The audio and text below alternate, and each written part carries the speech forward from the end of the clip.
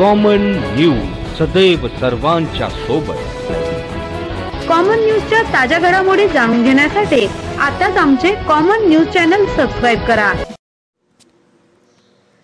सावळी विहीर येथील मदिना मस्जिद ट्रस्टच्या वतीने इफ्तार पार्टीचे आयोजन करण्यात आले।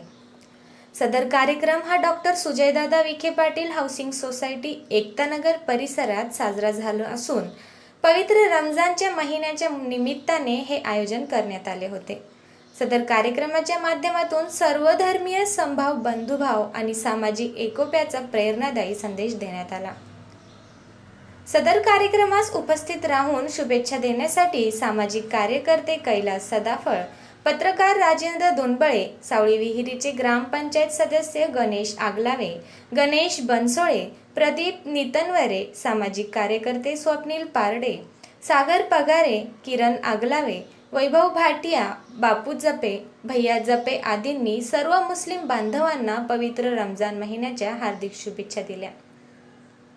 सावळी विहीर व परिसरात इफ्तार पार्टीच्या माध्यमातून गावातील विविध धर्मीय नागरिकांनी एकत्र येऊन सामाजिक एकोपा जपून भाईचाऱ्याचा संदेश दिला।